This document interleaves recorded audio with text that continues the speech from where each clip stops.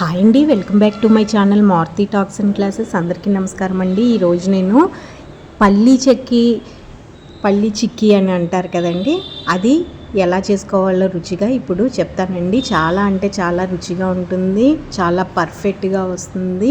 ఇంట్లో అందరూ కూడా ఇష్టంగా తింటారండి.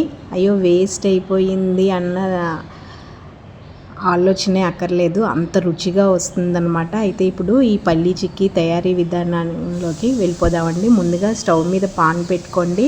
1 కప్పు పల్లీలు తీసుకొని మీడియం ఫ్లేమ్లోనే, చాలా అంటే చాలా మీడియం ఫ్లేమ్ లేదా సిమ్లో పెట్టుకొని అయినా వేయించండి. బాగా వేగాలండి, కానీ హైలో పెట్టి మట్టుకు వేయించకండి, లోపల పచ్చన్నది ఉండిపోతుంది. మీడియం ఫ్లేమ్, లో టు మీడియం ఫ్లేమ్లో పెట్టుకొని వేయించుకోండి. చూడండి, ఈ విధంగా వేయించుకోవాలి. నాకైతే ఇది వేగేసరికి ఒక పావు గంట పట్టిందండి. అంటే మీడియం ఫ్లేమ్ పెడుతున్నాను, అలాగే మళ్ళీ సిమ్లో కూడా పెట్టి వేయిస్తున్నాను అనమాట.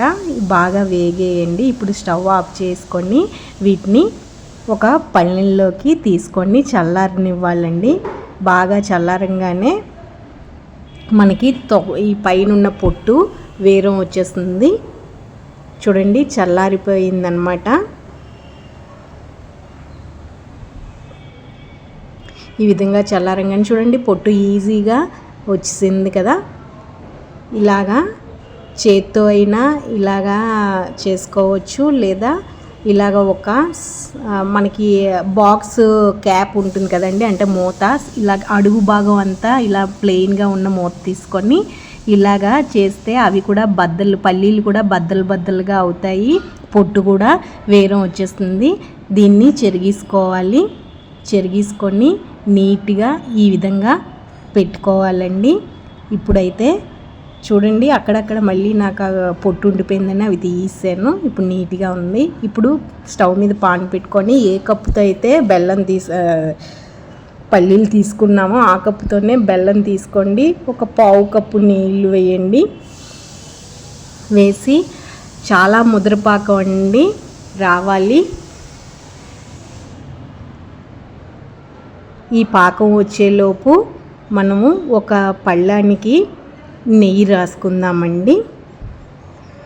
చూడండి, ఈ విధంగా ఒక పళ్ళానికి నెయ్యి రాసుకోండి. అలాగే ఒక ప్లెయిన్గా ఉన్న డబ్బా మూత ఉంటుంది కదండి, అడుగు భాగం ప్లెయిన్గా ఉన్నది, దానికి కూడా నెయ్యి రాసి పక్కన పెట్టుకోండి. ఈ విధంగా నెయ్యి రాసి పక్కన పెట్టుకోండి. ఇప్పుడు పాకం వచ్చిందో లేదో చూద్దామండి. చాలా ముద్ర పాకం రావాలండి. చూడండి, ఇలా నీళ్ళల్లో ఈ పాకం కొద్దిగా వేసుకొని ఇలా చేతిలోకి తీసుకొని, ఇది రాయిలాగే అయిపోవాలన్నమాట. అంటే ఒక మూతలో వేస్తే ఈ విధంగా టంగ్ మని శబ్దం రావాలి. చూడండి, మీకు ఆ శబ్దం కూడా వినబడుతుంది. ఇప్పుడు ఇలాచీ పౌడర్ కొద్దిగా వేసేసుకోవాలి. వేసుకొని మనం పొట్టు తీసి పెట్టుకున్న పల్లీలు ఉన్నాయి కదండి, వాటిని ఈ పాకంలో వేసుకోవాలి. ఇంకా స్టవ్ ఆఫ్ చేసుకోవాలండి.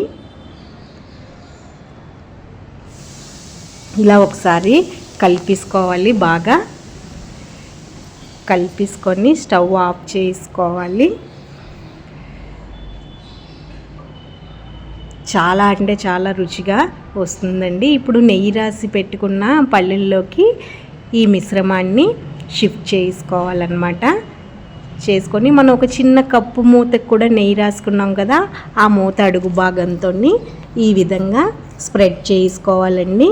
ఇలాగైనా అంటే మొత్తం విరపకుండా ఇలా మొత్తం అంతా కంచానికి అంతటికి ఇలాగ స్ప్రెడ్ చేసి అలాగైనా ఉంచేసుకోవచ్చు. లేదు పీసులుగా కావాలి అంటే చిన్న చిన్న ముక్కలుగా కావాలి అంటే పైన మీకు నచ్చిన షేప్లో ఈ విధంగా ఘాట్లైనా పెట్టేసుకోవచ్చండి. చూడండి, నేను ఇలా స్ప్రెడ్ చేయిస్తున్నాను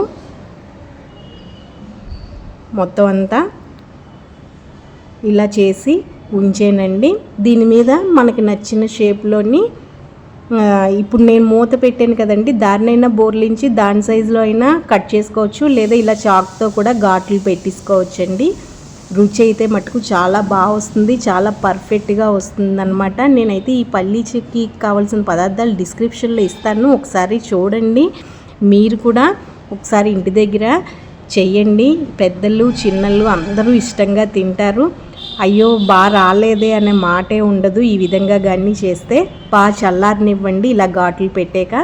ఇప్పుడు ఒక 2 గంటలు అయిపోయాక నేను చూస్తున్నానండి. ఇలా ఒక చాక్తో ఇలా అంటే చాలు, మనం ఘాట్లు ఎక్కడెక్కడ పెట్టామో అవన్నీ ఇలాగా విడిపోతుందన్నమాట. చూడండి ఎంత బాగా వచ్చిందో పల్లీ చిక్కీ, పర్ఫెక్ట్గా వచ్చింది. ఇంతే టేస్ట్గా కూడా ఉంటుందండి. చూడడానికి ఎంత బాగుందో తినడానికి కూడా అంతే బాగుంటుందన్నమాట. మరి ఇంకెందుకు ఆలస్యం, ఈ వీడియో కానీ మీకు నచ్చితే ప్లీజ్ లైక్ చేయండి, మా ఛానల్ సబ్స్క్రైబ్ చేసుకోండి. ఓకేనా అండి, మీరు కూడా ఒకసారి ఇంటి దగ్గర ట్రై చేయండి. Okay, thank you.